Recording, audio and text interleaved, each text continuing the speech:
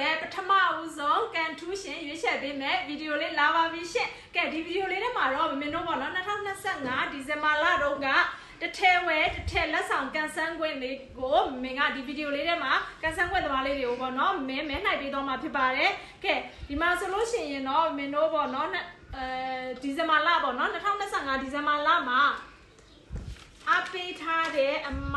51ယောက်ရှိပါတယ်လုံကြီးကွင်းပေါ့နော်ဒီလိုလုံကြီးကွင်းလေးတွေကိုအပေးထားတာလေးက51ယောက်ရှိပါတယ်အဲ51ယောက်ထဲကနေပြီးတော့ကန်ထူးချင်လေးရွေးပေးမှာဖြစ်ပါတယ်ရှင်ကဲ51ယောက်ကဘယ်သူတွေဖြစ်မလဲဆိုတော့လေဒီဟာလေးတွေကိုနာမည်လေးတွေပေါ့နော်မင်းကိုတခြားလေးစစ်ပေးပါနော်ဒါကနံပါတ်1ပေါ့နော်အနာ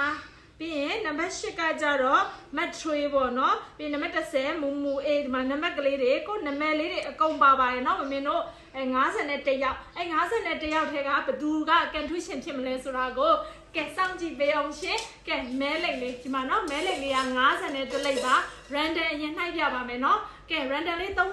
လိတ်နှိုက်ပြပေးမယ်ကဲ number 4တယ်နော်အဲ့ဒါ random လေးနှိုက်ပေးတာပါ random 3လိတ်လေးနှိုက်ပြပေးပါမယ်မင်းတို့ပေါ့နော်ဒီမဲလိတ်တာလေးကိုတော့လေဟိုအချိန်လေးတစ်ခုအနေနဲ့ပေါ့နော်ကြာပြီးလို့မရလို့ဒီလိုလေး random လေးပဲနှိုက်ပြီးတော့စစ်ပေးလိုက်တာပါအတီးနိုင်ပြောမယ်နော်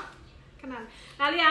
50နော်အကုန်လုံးပါပါတယ်ရှင်ကဲဒီ51ယောက်ထဲကကန်ထူးရှင်ဘယ်သူဖြစ်မလဲဆိုတာကိုမင်းကိုစောင့်ကြည့်ပေးပါအောင်ရှင်ကဲမင်းတို့ပေးမှာတော့လေဒီမှာကြည့်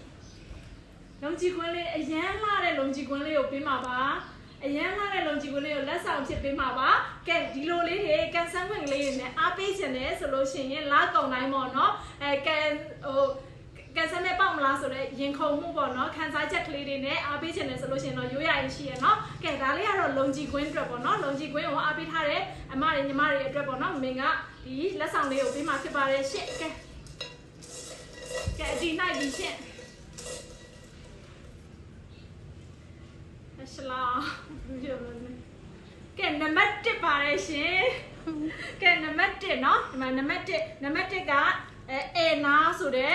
အမလားညီမလေးလားမသိဘူးเนาะကန်ထူးရှင်လေးကတော့ဒီလုံကြီးကွင်းရဲ့ကန်ထူးရှင်လေးကတော့နံပါတ်1ကလေးပဲဖြစ်ပါတယ်ရှင်ကဲမင်းတို့ပေါ့နော်မင်းတို့ရဲ့ site လေးကတော့